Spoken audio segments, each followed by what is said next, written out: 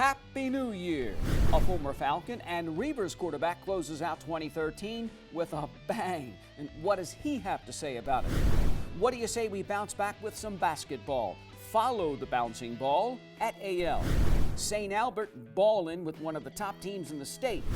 Hey, what's the state of wrestling in Council Bluffs? Well, look no further than the Mid-America Center. Take it, Dad. I'm Josh Watts, head wrestling coach at Iowa Western, and the Bluff Sports Zone starts right now.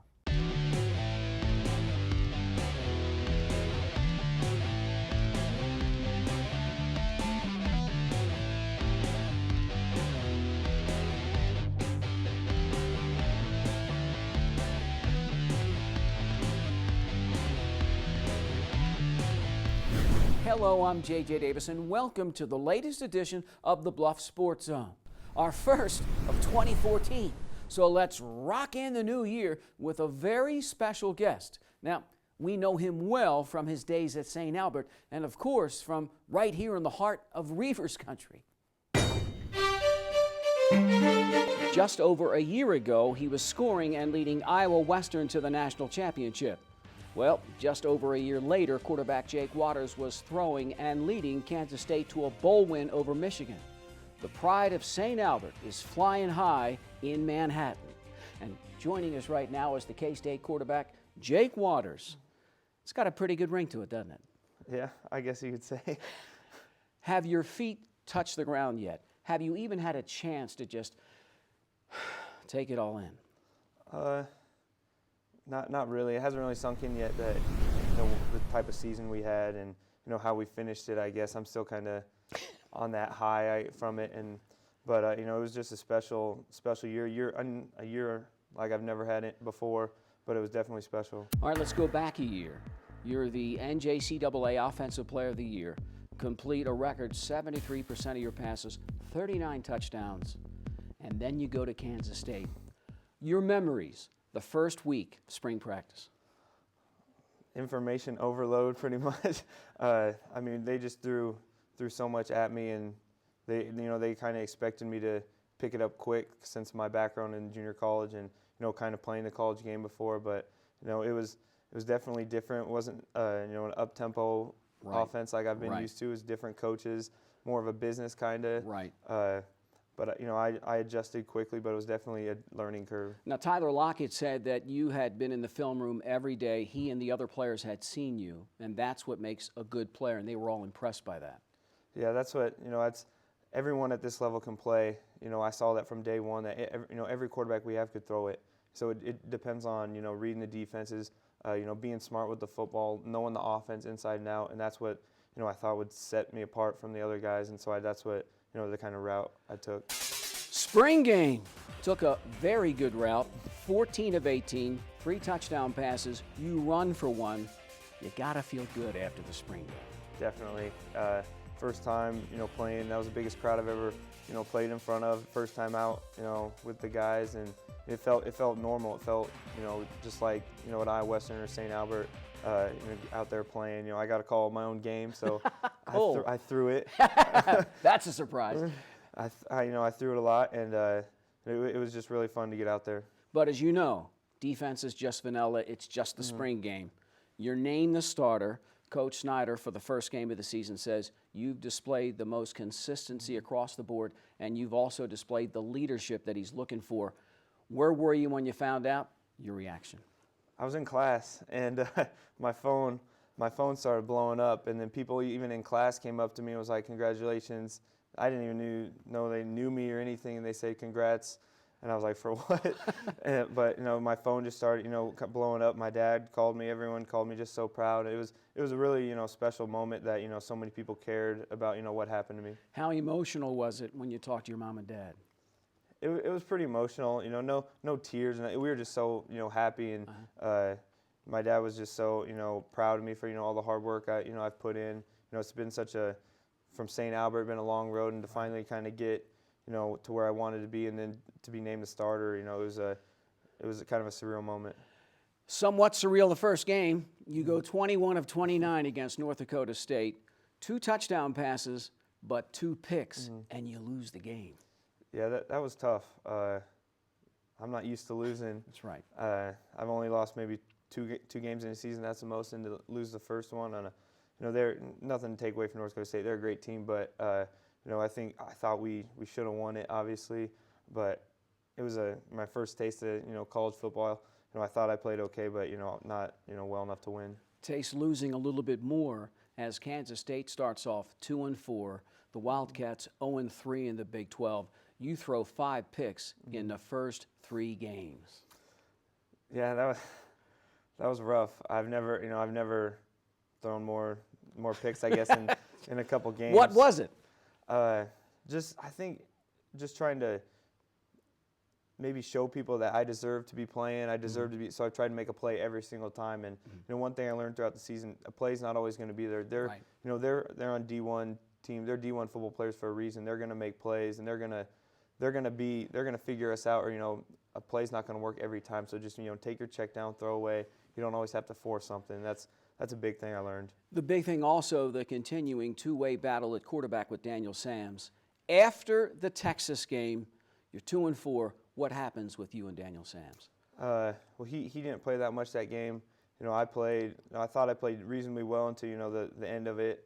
I kind of blew it for us, but we were both kind of crying in the locker room, and we both kind of just went up to each other and said, hey, whatever happens, because we both need each other to win. You talked about let's just check our egos at the door and do this for the good of the team. Yep, we both kind of just said, hey, let's not care about who gets all the playing time or who scores, who gets the stats. If we win, we're both going to be happy, and we're both, both of us playing is going to be the way that we think gives our team the best shot to win. And it appears that made the difference because the Wildcats then close out winning 5 of their last 6. And your relationship is even solidified even more because after the lone loss at home against Oklahoma, he comes up to you after the game. Yep, he did, and that's just the type of guy he is. After a couple games where he, Oklahoma State and Baylor, where he kind of made some interceptions or bad decisions late. I came up to him too, but that's just the But type that of meant guy. a lot to you. For sure. Guy to come up, he didn't play at all that game really, but a couple snaps, and for him to come up and say, it's fine, you played well, and we'll be better because of this. We're going to be better. We're going to learn from this, and we'll figure it out, and that meant a lot to me. So you get the start. What do you say to him when he checks into the game? A bunch of stuff. Provide us a spark, maybe. Yes, that's probably the biggest thing I do say. Because whenever we bring him in, we're kind of struggling a little bit, and I'm just say, give us that spark. And what does he say to you? It's your turn. Yeah, pretty much. He goes, here you go, and I'm just like, hey, give us that spark, and because we both provide a little different dynamic to the offense, and that kind of what's helped us. But he definitely does bring a spark with his play and then his actions. So that's the biggest thing. And you have said we don't have 2 different offenses. We just have a very good offense with a 2-headed quarterback system. It's a very good system. Definitely. We both can do both things pretty well. People just think I'm the thrower and he's the runner because he can run so well.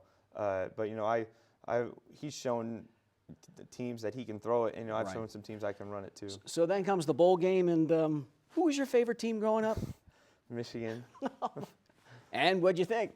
It was cool. It was really cool playing them, seeing growing up, loving their helmets and their jerseys, watching, rooting for them, and then all of a sudden lining up first play, and they're across from me trying to take my head off. It was really, really, really cool, and to come out and play the way we did, it was. I couldn't, wrote a better book to it. Come out and play the way that you did. 21 of 27, 3 touchdown passes, all in the first half to Tyler Lockett. I just felt like that's the best game you played all year. It was definitely one of them. Everything was clicking. Every pass that we had, or he seemed to get open. All of our guys seemed to get open. Every throw I had, except minus the first one. Right. That it felt came out my hand good. I felt I had good accuracy and control of the ball. What was going through your mind? Like, man, for lack of a better word, this is easy. Definitely wasn't easy. Right. Tyler makes it look easy. With how open he gets, but it was just one of those games where everything was clicking right from the get-go. That we knew that we can do some things on this defense. And you have said all along about Tyler and everybody else, you've learned to trust your receivers, and you've just got to be smarter than the other team, be able to read coverages and defenses. Yeah, that's the biggest thing. I can't, I can't throw a touchdown every time. That's right. And, you know, if I try and do that, I'm going to throw more interceptions than, you know, touchdowns. So throughout the season, I think I definitely got better at, you know, taking what the defense, you know, gives you. If nothing's open, I can run it. You know, I can scoot up, get 4 or 5 yards. Hey, that's a good play. And, you know, just not make the costly turnover that I was in the beginning of the year. So when it's all said and done, if someone would have told Jake Waters after he graduated from St. Albert that you're going to be the starting quarterback at Kansas State and you're going to lead the Wildcats to a bowl game victory in your junior year, what would you have said? You're crazy. I wouldn't have, you know, believed them at all.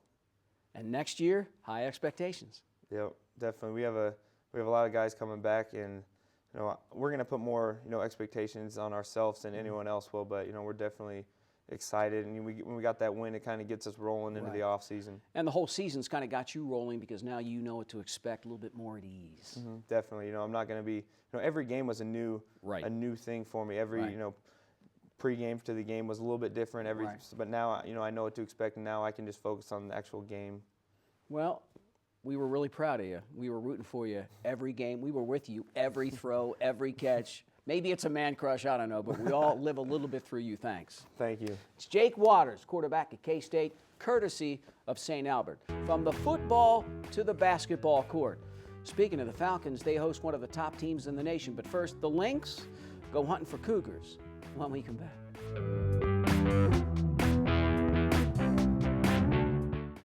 At Council Bluffs Savings Bank, our goal is to help you, your families, and your businesses grow and prosper for generations. We take pride in our community, whether it's volunteering our time or helping individuals, families, and businesses succeed. We provide you with the personal service and attention you deserve. With over 220 years of banking experience, decisions are made locally. We are Council Bluffs people operating at Council Bluffs Bank to help Council Bluffs be a better place to work and live. Council Bluffs Savings Bank. Hometown banking, the way it used to be. Member FDIC. Here's your check.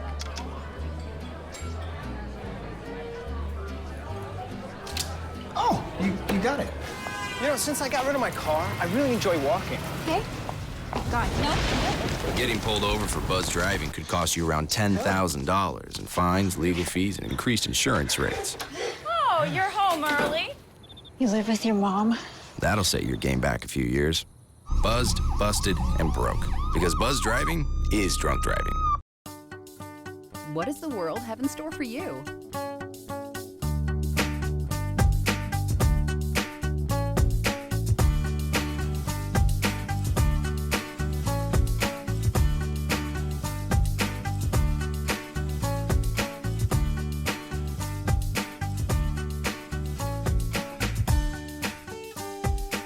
It's all here. Iowa Western. The world is waiting. This portion of the Bluff Sports Zone brought to you by Cutler O'Neill, Meyer Woodring, family-owned funeral home, serving Council Bluffs in southwest Iowa for over 100 years. Hard times for the AL boys basketball team. The Lynx hit the holiday break, having lost 3 of their first 6 games in overtime. That's gotta hurt. Yes, Jason Isaacson's team is right there. I mean, so close to turning the corner. But again, what's that saying? It's not how you start, but how you finish. The Lynx on their home court for the first time in 2014. Abraham Lincoln makes quick work of Omaha Gross in the first quarter. Half court set. Kyle Crowell sticks the 3. The home team feeling it from outside. Pharaoh Houston steps back, nails it. 20-9 Lynx after 1. The Cougars finding the range of the second. Jeff Pospickle trays it up. The team from across the river outside, inside. Joe McCoy under and up. AL leads it 31-27 at the break. The Lynx bagged 9 threes overall. Joe Northrup drops in 3.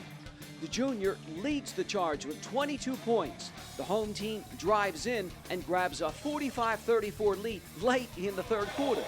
But the visitors come shooting back in the fourth. Jake Hansen, one of his 3 trays. Gross cuts it to 6 with under 3.5 to play. The Cougars clamp down on the D side.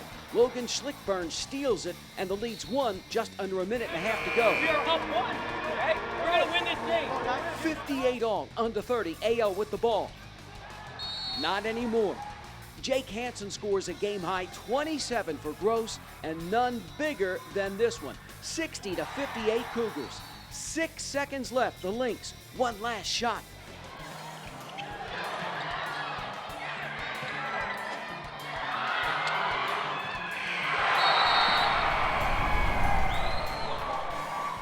One mistake is carrying into another.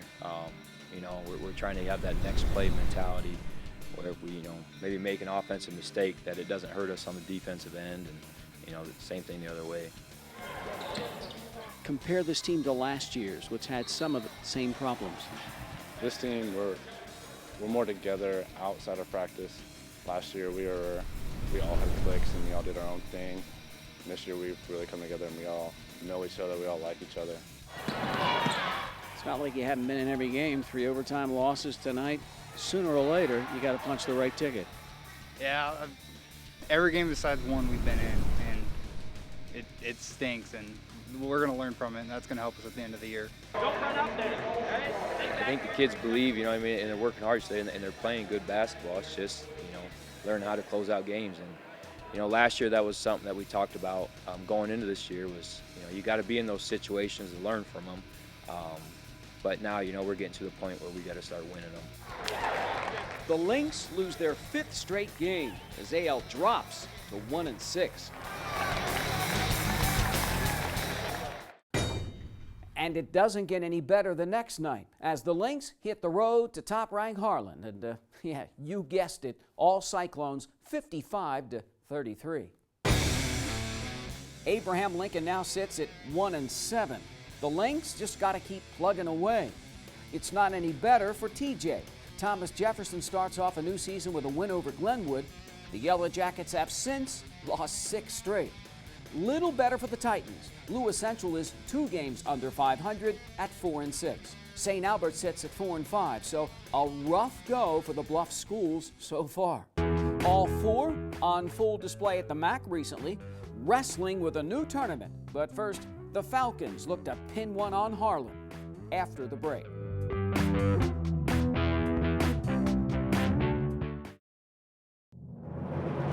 For more than a quarter century, thousands of athletes have relied on this team, Jenny Ed Sports Med. Their sole focus is to prevent, diagnose, and treat your sports injury, getting you back in the action. Jenny Ed Sports Med partners with Neb Ortho, giving you consistent one-on-one care from diagnosis to rehab. And since every injury an athlete is different, they've even developed a sports injury clinic specifically designed for athletes. Jenny Ed Sports Med.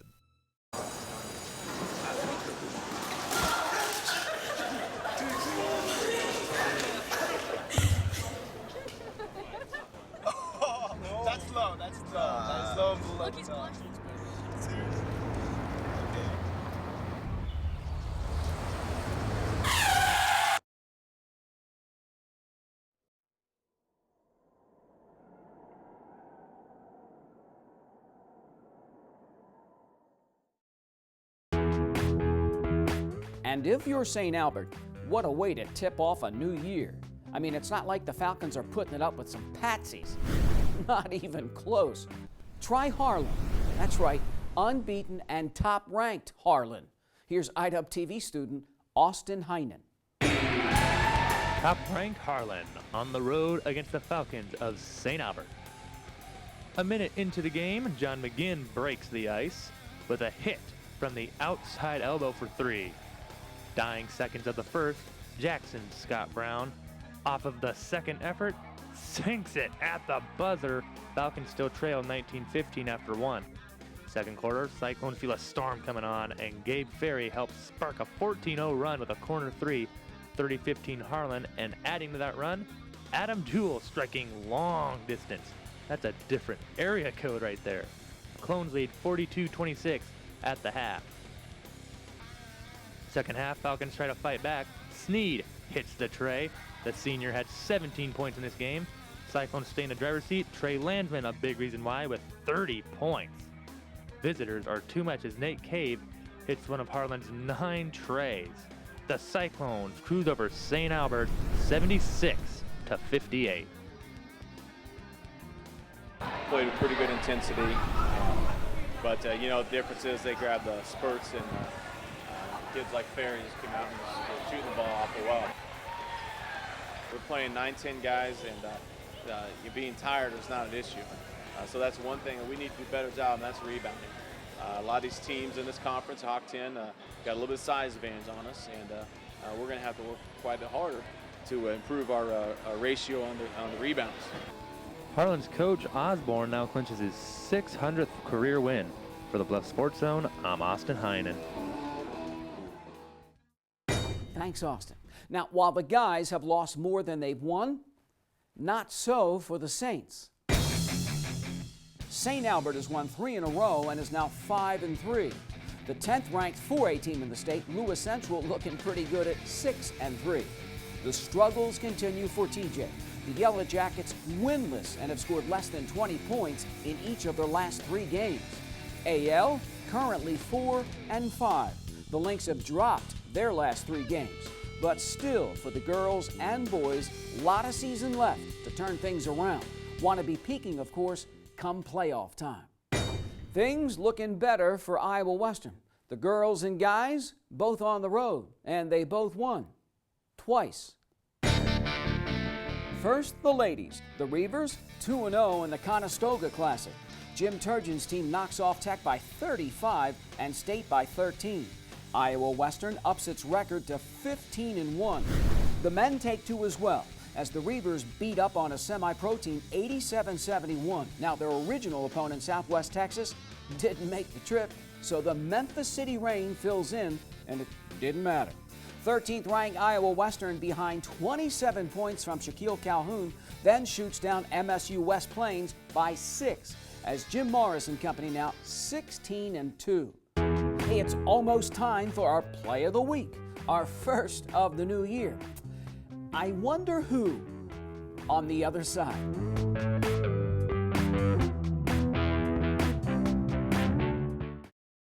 Jack Frost, you do have beautiful teeth. My what? Are they really as white as they say? Yes. Oh, they really do sparkle like freshly fallen snow. This is an excellent example of what teeth should look like. Check out the iridescence of that incisor, the beauty of that bicuspid, the magnificence of those molars. And the best way to achieve such terrific teeth is brushing. 2 minutes, twice a day. Not 30 seconds, not a minute 45. 2 minutes. That's all it takes. They're beautiful.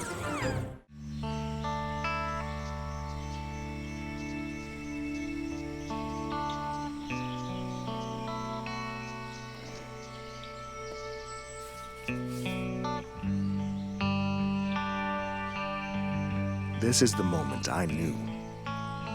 His future had no boundaries. There are some moments only the forest can inspire.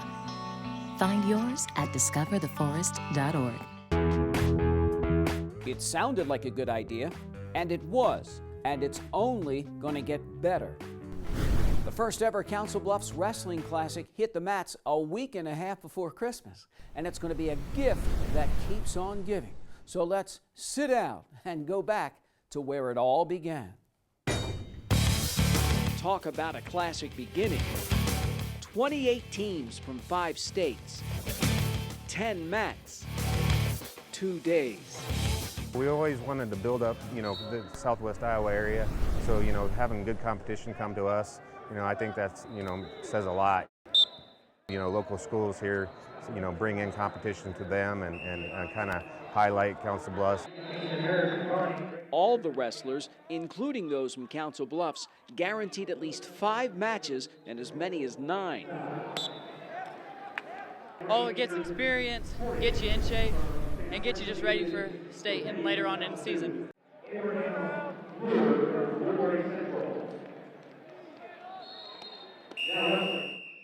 can kind of gauge where you're at and see where you need to work on and stuff like that, basic stuff.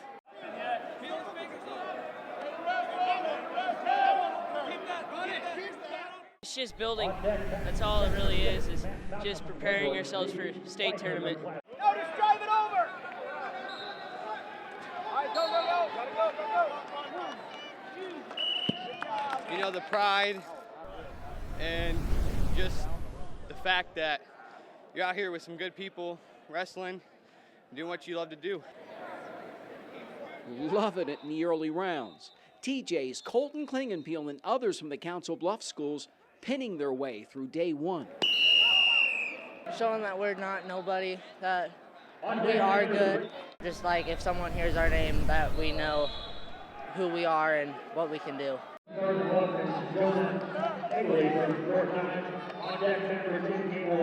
As Iowa, being from Iowa, we have a lot to offer, and Iowa's always supposed to be the most dominant state for wrestling, and we want to really go out there and prove that Iowa's the toughest in the nation.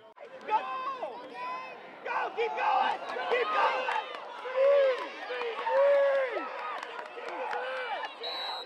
If I go to college, it's just going to be this. I'm going to meet people I've never met. I'm going to wrestle people I've never met, and I'm not saying I'm the best, and I'm not saying they're the best, but I'm looking to be the best. I